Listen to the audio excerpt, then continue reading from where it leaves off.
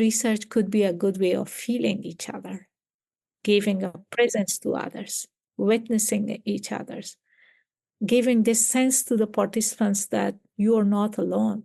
I'm here. You can share what you want in a safe, psychologically safe place. So from my heart, I'm happy that I did this work. And this way I'm thinking that I did something for those who lost.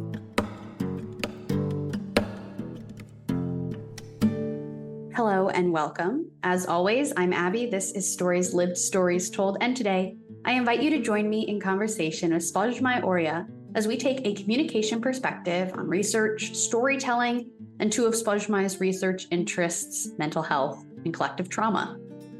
To take a communication perspective is to consider what we're making and how we're making it through our communication practices. This means that we look closely at patterns, context, stories, and relationships, and that we use curiosity, mindfulness, collaboration, and dialogue to create better social worlds. So whether the topic of today's conversation is familiar to you or not, the hope is that using a communication perspective will reveal new ways of seeing and being.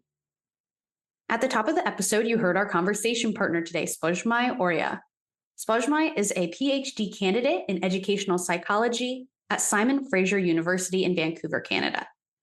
She was assistant professor of psychology and educational sciences at Kabul University from 2007 to 2021.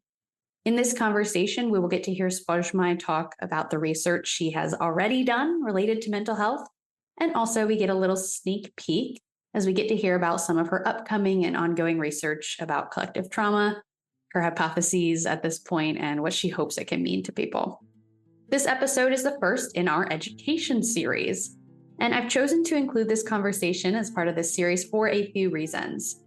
First, research is a huge part of education because it informs so much of what is taught, and also it's conducted by people like Spozhmay, who are our educators at universities and students of graduate programs too. And for most of us, we don't get to see behind the curtain of what goes on in research and how researchers relate to their work. So I'm excited to share this for that reason, because Spozhmay has some really beautiful things to say about research as a way to heal and research as storytelling. I've also chosen to include this conversation because, interestingly, much of the focus of Spozhmay's research is university students and their experiences, specifically at Kabul University, where she used to teach. So I think it will be interesting to hear about her experiences as a researcher and faculty at a university in Afghanistan, and how she engaged with that community through her research. So let's begin the conversation with Spozhmay.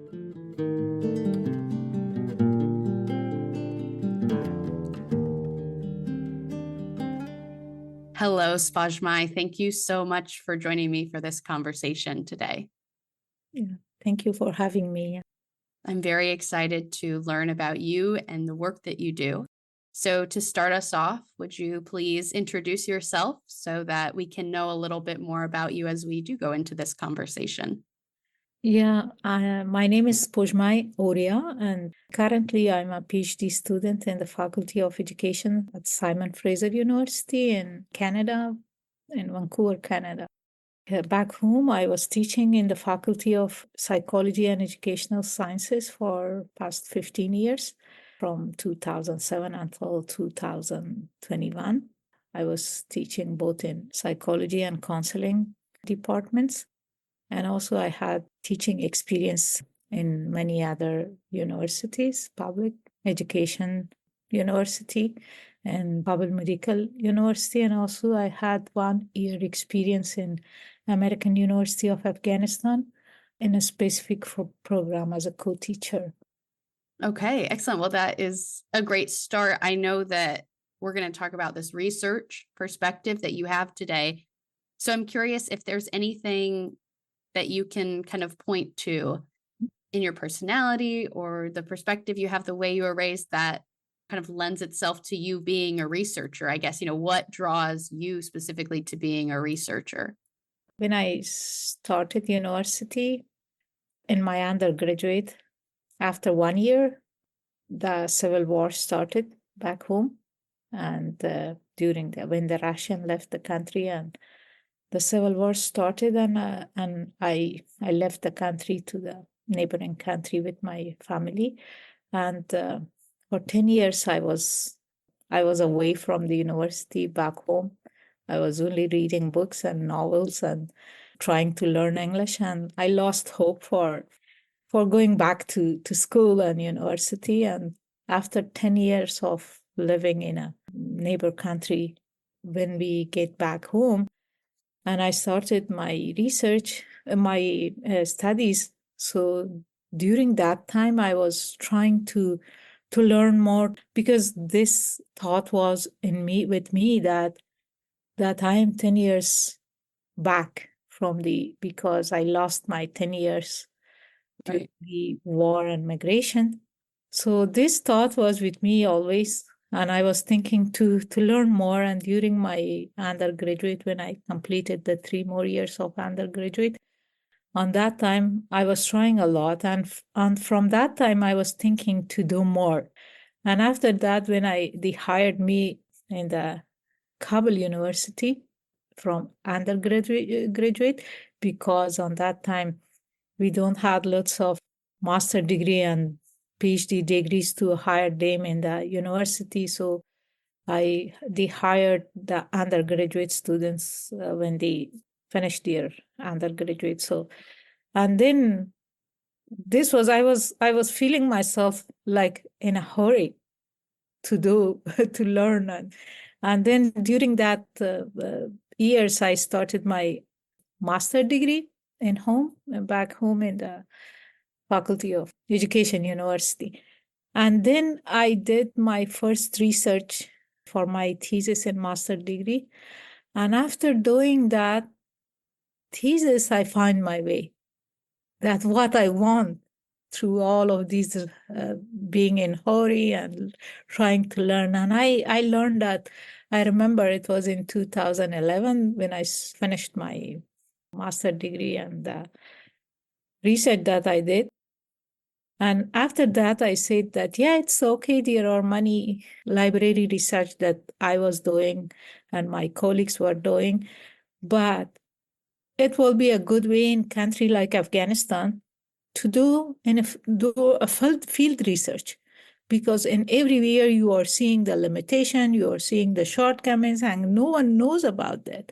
Mm. As a general, when you see to the problems in the society, you know that there are some problems. Always I was hearing that or I was reading some research that Afghans are having mental problems. Afghans have 60% of the people have mental problems, 70% of the people. And I was connecting that and wanted to know that in which parts there are problems, what type of problems people have. Mm-hmm. So after that, my journey of research started, and every 2 years or sometimes even every one, yeah, 2 years, I was trying to organize some research application to do a research, and I was thinking that on which places I should do a research, which places should there is more need for conducting research. And I was asking this question from myself, that why should I do a research in this specific population or in this field, and for what?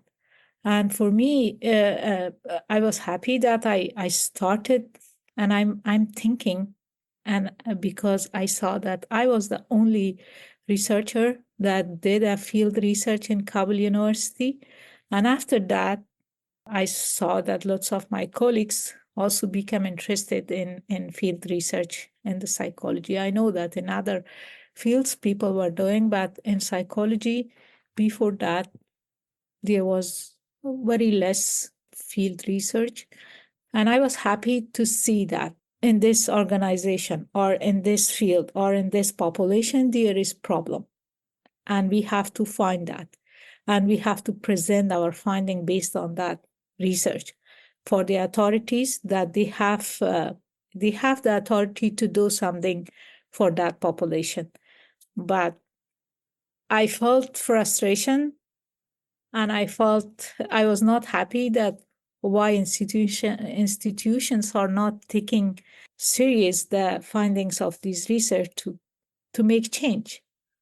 But in some parts, some of the institutions that I did research, they asked my findings, and I was happy that maybe they use that. Yeah. So even though there was not a lot of research prior to what you were doing around psychology and mental health, you found that it was still received well by your colleagues and by others? Yeah, yeah. The colleagues started, other colleagues also started to do research, field research. Mm-hmm.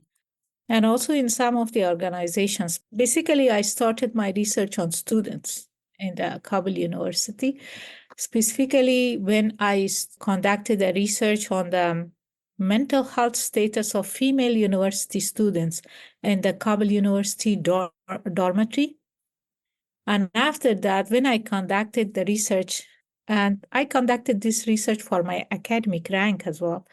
And when the deputy minister of the higher education ministry, they have to sign our papers for processing our academic rank. And when he studied that, they called me from their office. They called me and one of my other colleague. She was also conducting a research in education, and they called me and they said that the deputy minister want to have a meeting with both of you. I feel fear that maybe something happened that I did wrong. Why? Yeah. Because I asked my colleagues and they said, no, we didn't receive any call from in our past academic ranks, processing our academic ranks. So I was hesitating to go or not to go. And when I went there, and he appreciated a lot my research and said that it's very important. And he said to me that your work is very important and you can give a copy of this to our colleagues, that we should do something better for the for the dormitory of the Kabul University. And he said to me that you have to have a presentation of your findings. It was the first time, and for me it was very Wow. interesting. He said that you have to have a presentation in the dormitory for your findings. They have to be aware of that, what's going on in the dorm, and what the Mm. female students, what they are experiencing. And also he requested me that, I know you are teaching in university, you are doing lots of research, you are very busy, but you have to do something for your country freely without having any compensation or salary or things. He requested me that you have to find a time, for example, every 2 weeks, go to the dorm and have presentation like psychosocial awareness for these female students, and they will benefit. I said that I have lots of responsibilities. How can I do? And he said to me that you have to give back to the society. I know we don't have money to give you for these trainings. And then maybe for 3 or 4 times I went to the dormitory and gave them and the students who were there, they were very happy. And they said that when we are seeing these presentation and we know about the mental health awareness and we know about our own situation, we can understand how we feel. We can understand what type of problems we have. So it means a lot to me. And now that I'm no longer an instructor in Kabul University, and when I look back to my past experience, I feel happy that I did something for the society. I did something for my students. I did something in the dormitory, that there was students from around the country, from different universities. So I always feel happy for that. Yes. Yeah. It's really exciting how your research has become something, and I imagine will continue to be something that can help people in their real lives, rather than, just being research that sits on a shelf and it's theory and Yeah. maybe somebody reads it every once in a while, but it can be this Yeah, and real thing. this was one of my. I was always asking that why people are not using the research findings, Mhm. but those who were interested, they were using that. I remember my first research that I did in my for my thesis in the master degree. It was about the depressive symptoms, level of depressive symptoms in Kabul University students. And I was happy that the minister on that time, the deputy minister of there was another person as a deputy minister of the Ministry of Higher Education, and they wanted to establish the counseling centers in some universities in Afghanistan. I cannot remember the year, but it was, I think, 2012 or 13 after my research. And they find my book because I published my research in a small booklet, and they found that. And I was also part of that meeting in the Ministry of Higher Education that I went instead of the dean of our faculty because he was busy. And he said to me that you can join this meeting because you know about these things, and I have another appointment. And I was not know that they will use my research. And when I went there in that meeting, there was an American professor as well, Dr. Fred, his name was, and the deputy minister of the Ministry of Higher Education, Dr. Muhammad Usman Baburi. And I saw that with their hand, there was my book that I shared it with some colleagues, and they found that, and they said that it's very helpful, and it gives us the idea that how there is need of counseling centers inside the universities. So yeah, all of these gave me a good sense. Maybe most of my colleagues don't know about this, but for me, it's a lot.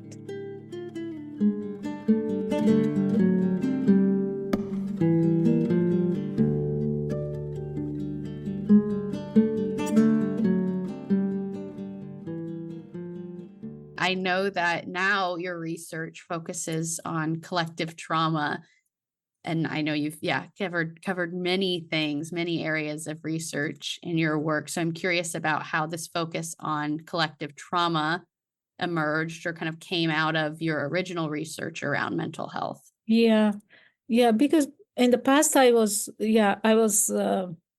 mostly interested in mental health. I didn't have any degree in the mental health, or my undergraduate is in general psychology, and my master degree was in the education because we don't have the degrees, master degree or PhD in Afghanistan.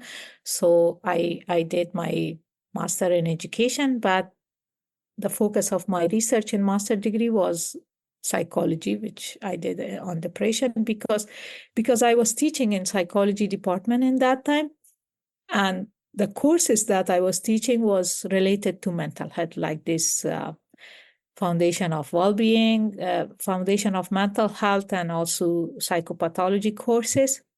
And because of that, I was interested to do research in this field. So I was, but after when we established the counseling department in the Faculty of Psychology in Kabul University, I was part of the team along with my other colleagues that we worked on the curriculum of the counseling department in Kabul University.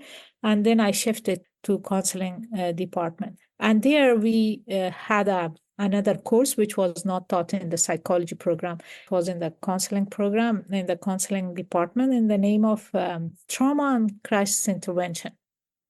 And that course was new for me. I collected lots of data for that to make a chapter for students to teach that. And I couldn't find a lot of data in that topic. So on that time, my English was not like today, but it was a little bit, I was understanding and translating from English, it was good. And I was taking the help of my instructors who were good in English to translate materials for the students.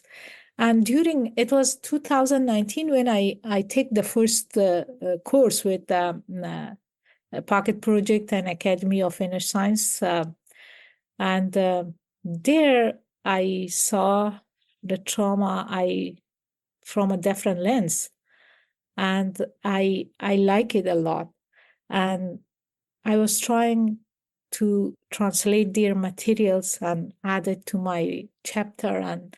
And when I was when I was presenting that to my students, it was very interested for them as well, specifically this collective trauma, because the experiences that we have in Afghanistan, more than 40 years of war in Afghanistan, all of them are collective traumas that people are suffering and people are experiencing, but we didn't saw the trauma from this lens.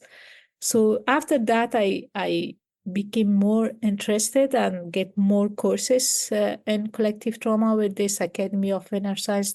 Until now, I'm getting their courses, and they helped me. They gave me the scholarship for their courses, and I'm very thankful of their help.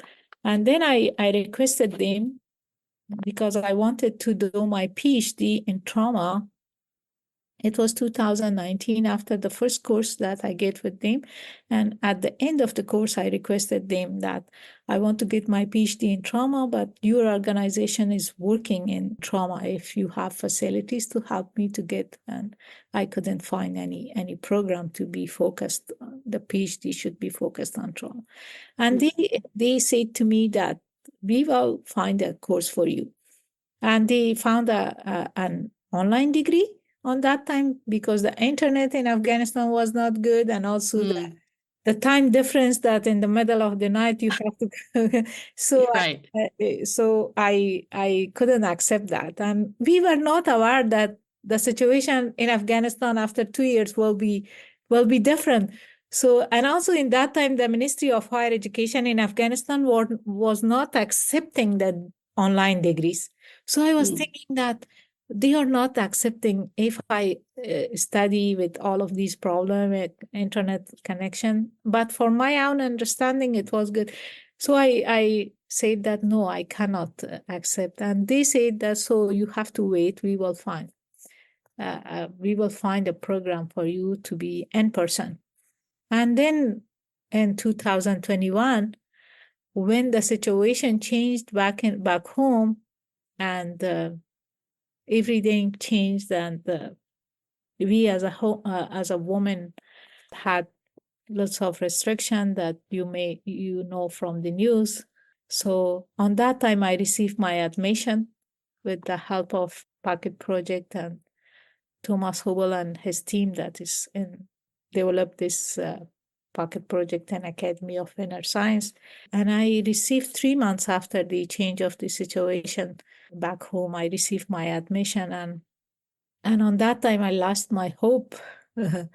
I said that I'm no longer interested to do a PhD or to receive, because emotionally I was not feeling well.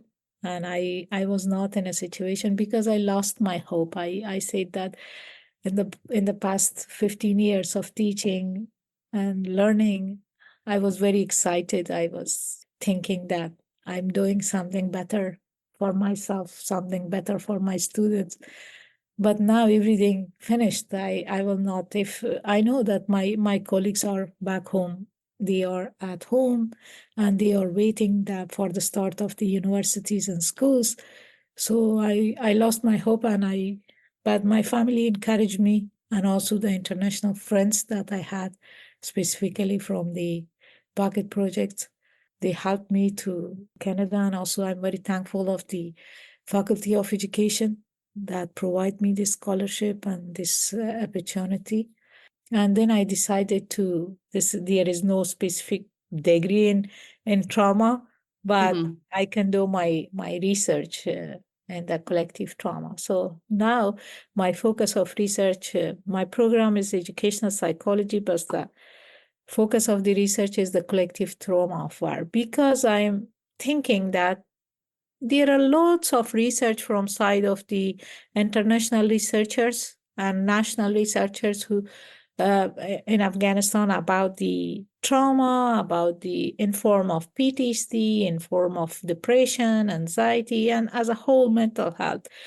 that I'm thinking that they are seeing from a different lens of individual lens. They are seeing trauma, they are researching trauma from, I know that personal trauma or individual trauma and collective trauma are not separate from each other. But I'm interested to see from this collective lens that how traumas affect people collectively, how it affects our behavior, our communication with each other as Afghans, how it affects, how we can see that its symptoms in society. When you see to the society, this fragmentation that we experience, this the fragmentation, the collective numbness that people have problem in feeling each other. And I heard from one of the colleagues in the Pocket Project that I like the sentence that she said that when we are feeling each other, we are not killing each other. So yeah, and I thought with myself, yeah, we are not feeling. There is distance among us. We are fragmented in groups, like gender groups, like ethnic groups, like religious groups. So why this fragmentation? Why this collective numbness that we are seeing that there are suffering, but we are not thinking about each other? So I learned from these collective trauma courses that these are the collective symptoms, the collective reactions that's part of this being part of different ethnic groups. It doesn't mean that we are bad people, but why we are not feeling each other? Because we are experiencing this intergenerational trauma of these 44 years of war, or more than 40 years of war, and we didn't receive any support, psychological support. We are carrying these traumas because we are not getting support. We don't know how to integrate our traumas, and because of that, we are repeating the same pattern in our history. We are repeating the same pattern in communicating with each other. So because of that, I become interested to do a research in this, and I hope that it's the beginning part, and I hope that I could do something in this field. Yeah, what else did you learn from using this collective lens that you think wasn't possible using a more individual lens? Yeah, because till now I didn't conducted my research in collective. I'm in the beginning process, and I'm doing literature review and these things to know. But from my past research and the researchers, other researchers that did this individual lens of researching trauma, like they are seeing this depression, anxiety. For example, every research that you read about Afghanistan, they are saying that these 40 years of wars, or more than 40 years of war, affected people, and people are experiencing PTSD, people are experiencing depression or anxiety and these things. So I'm thinking that they are seeing the individual forms. For example, they are doing research in people, or giving them the test, or doing the interviews. They are asking them that how this situation affect them personally. I see that they don't ask them how all of this situation, this suffering, not only the war situation, the consequences of the war, which is the poverty, which is the bad economic or financial situation of the people, which is the other social problems, domestic violence, and all of these, which I think is the consequences of the war. All of these, how not only affect personally, but how it affected collectively. For example, how it affects their relationship with each other in the family, and also in the society with their friends and relatives, and also in society, what I see. For example, when I ask this question from myself, I can see there is we cannot separate this. There is a relationship between the personal and individual collective trauma, but I want to see it from this lens. that if I ask this question from myself, these war, these social problems, all of these affect me personally. But I'm part of this society, I'm part of the country, and when I see back to the whole as a whole, when I see this collective numbness as a whole, I see this collective fragmentation, that people are fragmented, separate from each other. They don't see you as a person. They see from the first impression will be that from which to which ethnic group or you belong, or what's your religious. So I'm thinking that these are the separation, these are the fragmentation as a result of these collective symptoms of collective trauma that I'm thinking. Or maybe I'm wrong. I will see it through research. Right, that's the hypothesis. Yeah.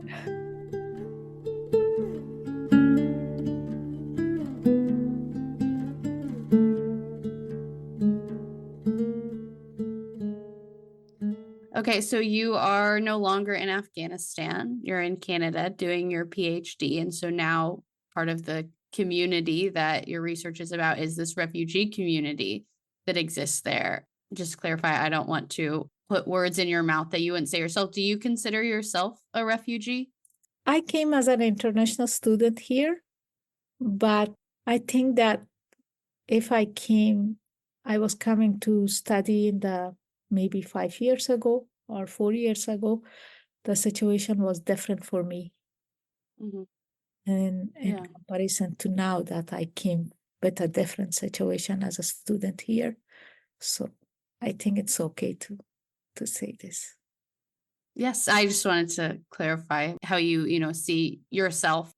Yes. Okay. So yeah, even as you're in your role or one of your identities as an international student, you're still focusing your research on this community of refugees. What are you hoping that they can take away from your work? What are the implications of your research? I know maybe you can't speak to that just yet. What are your hopes for it, though, as you embark on this research?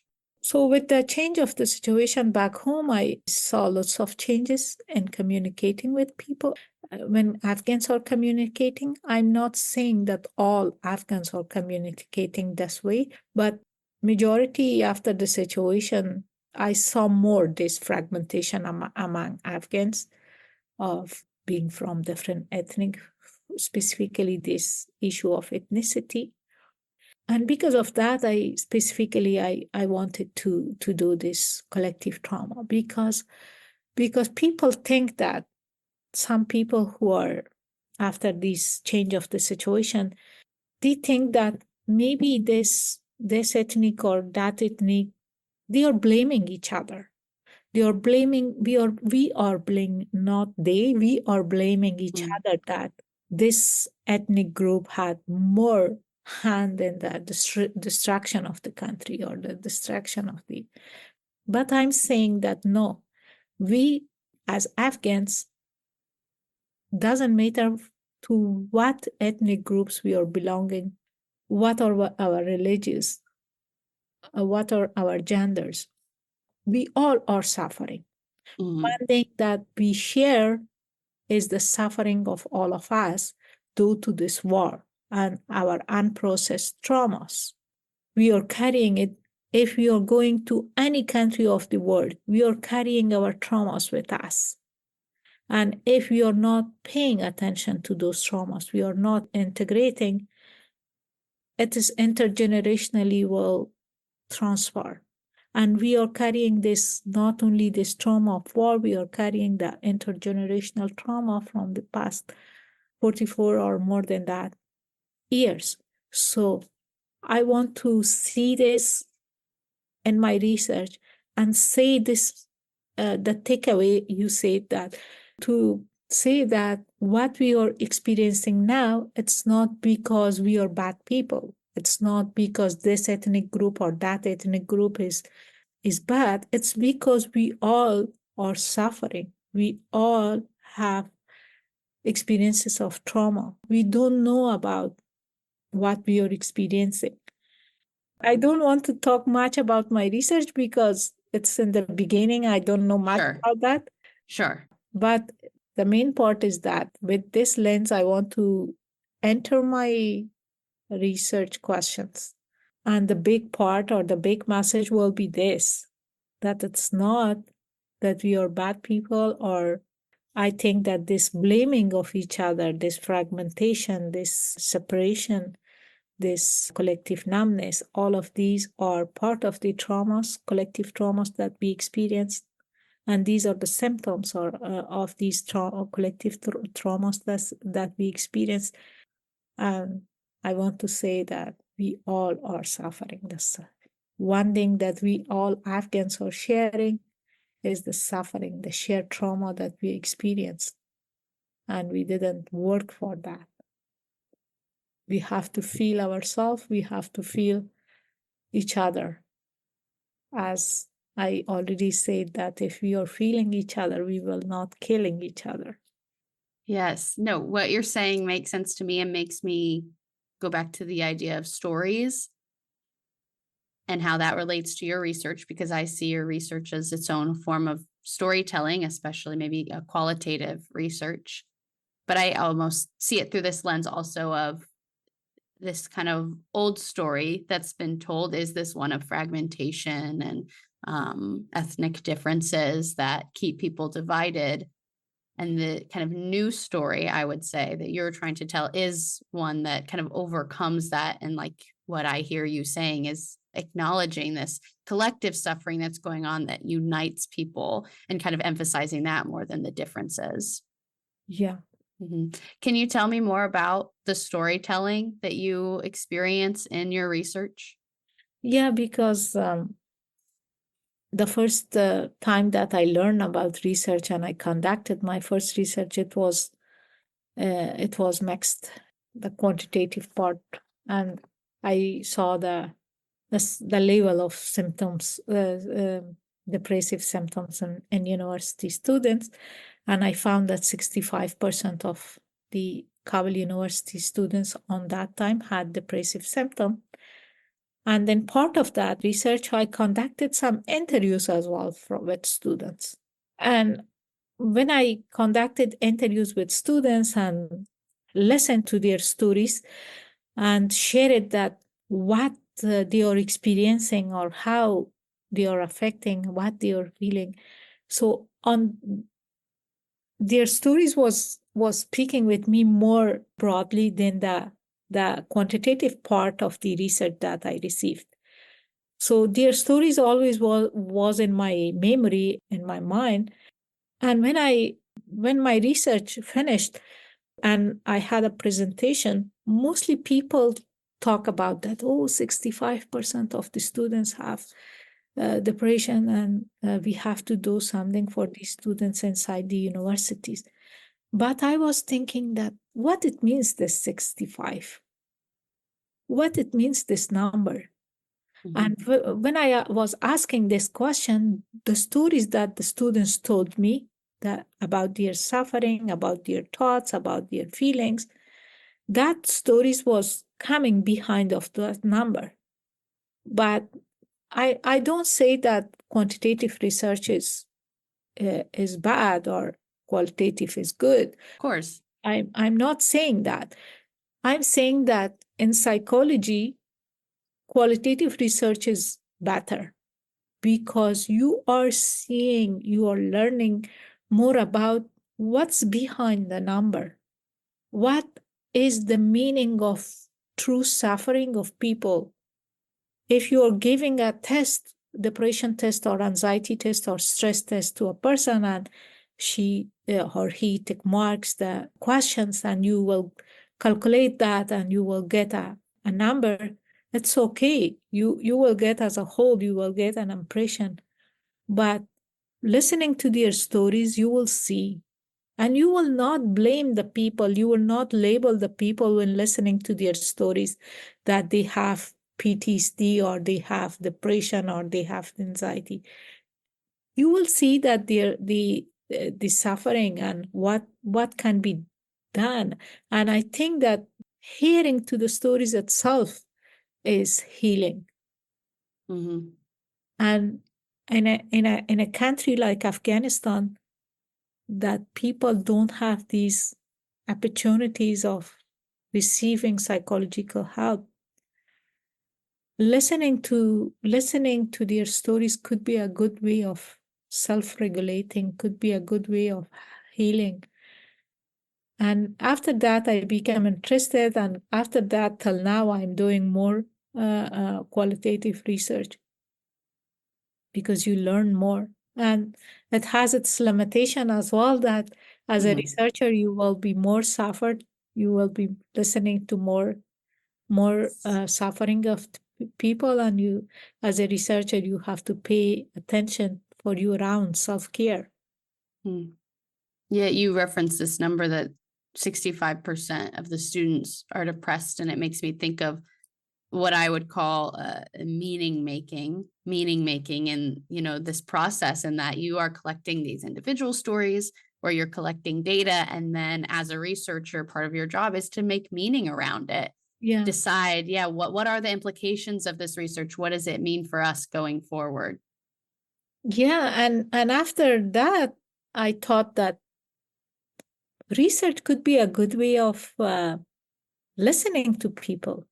Research could be a good way of giving presence, giving sense, and giving this sense to the people that I'm with you, I'm presencing with you, I'm seeing you, I'm sensing you, I'm witnessing you.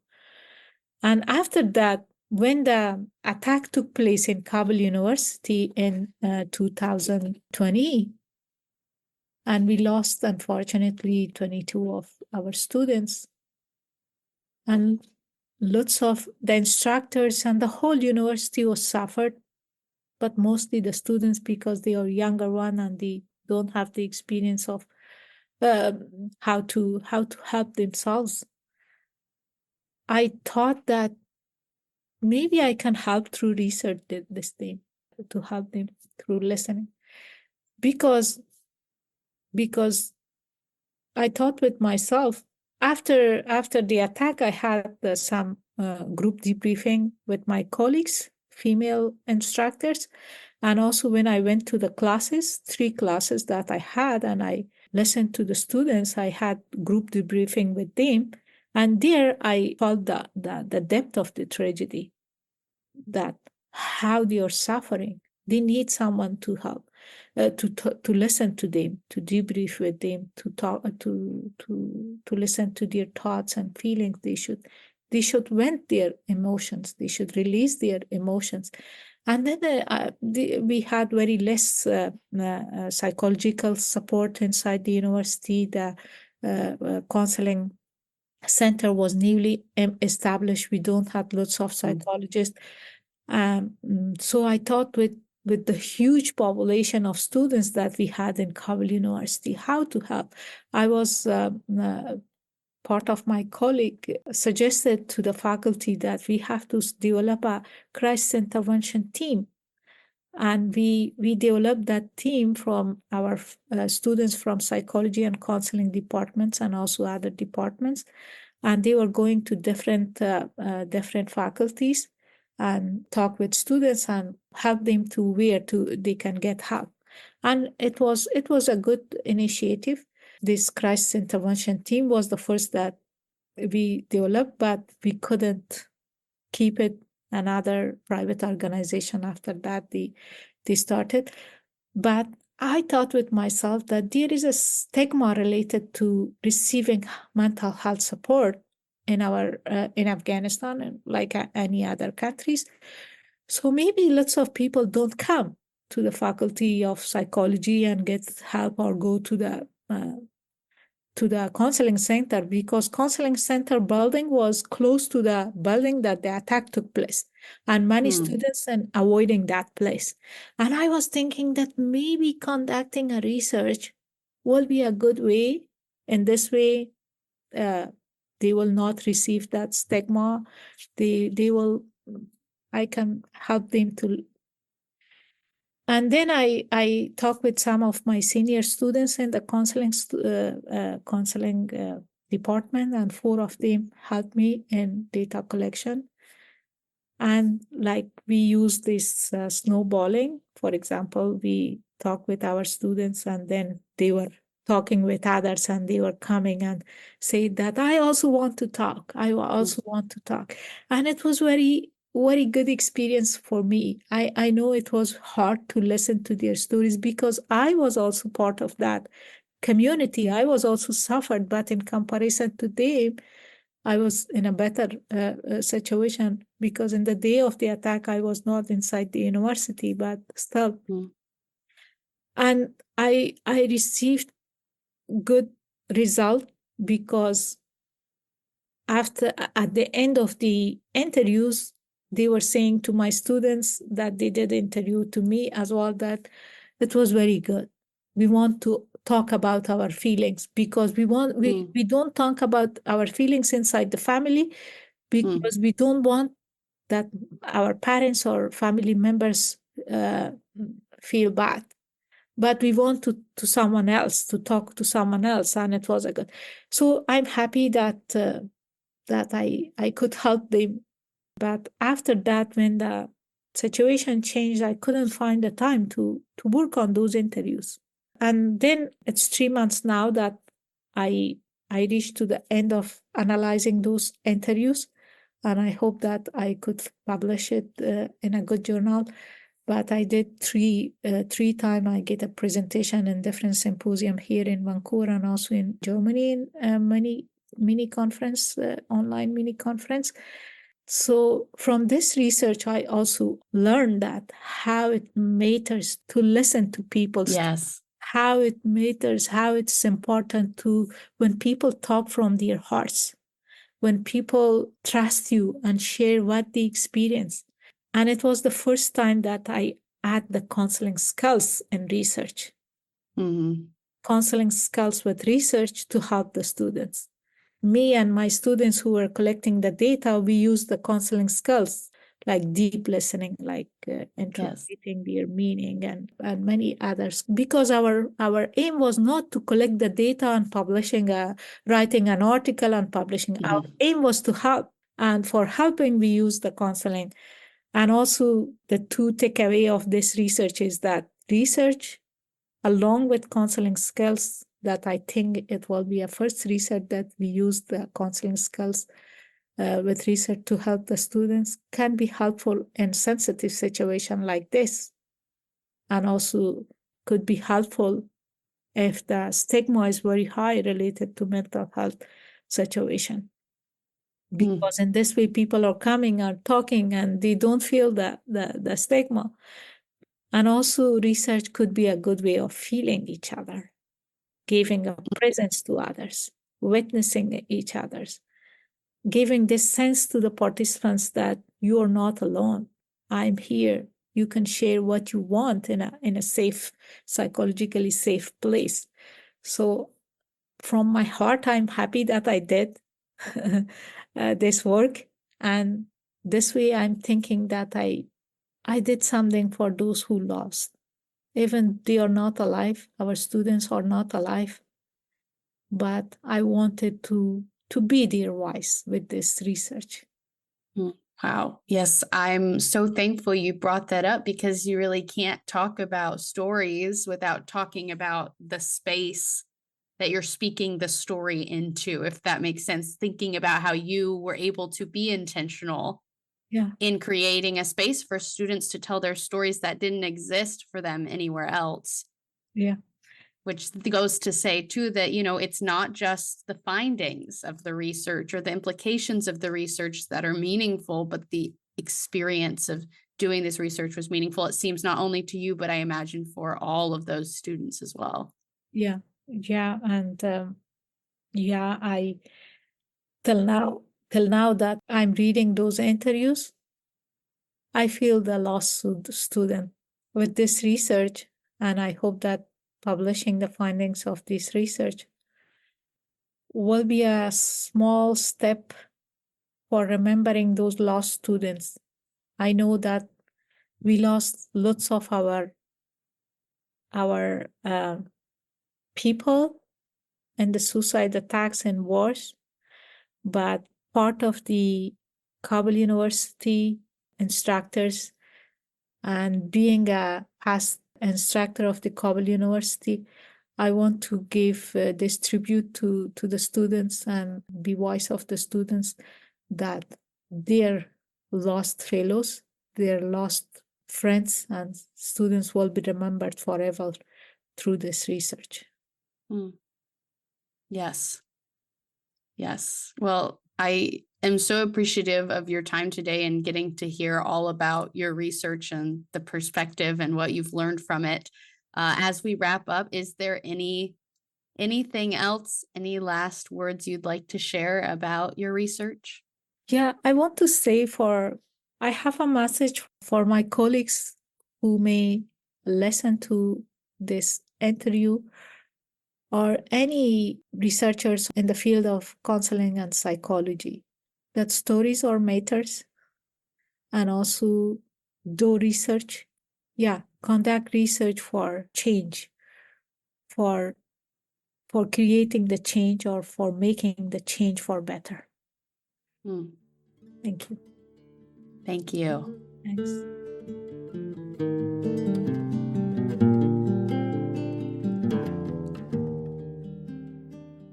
Okay, that is all for our conversation with Spozhmay. At the end of each episode, I like to offer questions to reflect on, which act as a next turn for us, so the conversation doesn't stop when the episode does. Today, I really just have one question for us to be reflecting on, and that is, how can research help us change the stories we tell about ourselves, our mental health, and our shared trauma? If you weren't convinced before, I think after this conversation, it's really apparent how much research can mean for us and what we can learn from it, how we can make real change from it. So I'll be curious to know what your reflections are on that question, how you see research working in your own life to teach you things. You're welcome to reach out to me to share those reflections, as well as any of your own questions or ideas. You can do that through email, the website, or by commenting on Instagram and YouTube. Links to all those places are in the show notes. The reason I invite you to share your reflections with me is to stay in dialogue. Other great ways to keep dialogue going are to follow the show wherever you listen, leave a rating and review, and most importantly to me, share this episode with someone you would like to invite into the conversation. I am always supported by the CMM Institute for Personal and Social Evolution. This podcast is just one of many initiatives that they are involved with, all of which have the goal of creating better social worlds. You can learn more about the CMM Institute and our other initiatives at the links in the show notes. Thank you for showing up. Thank you for being curious. And thank you for being a part of this story. I'm Abby, and this is Stories Lived, Stories Told.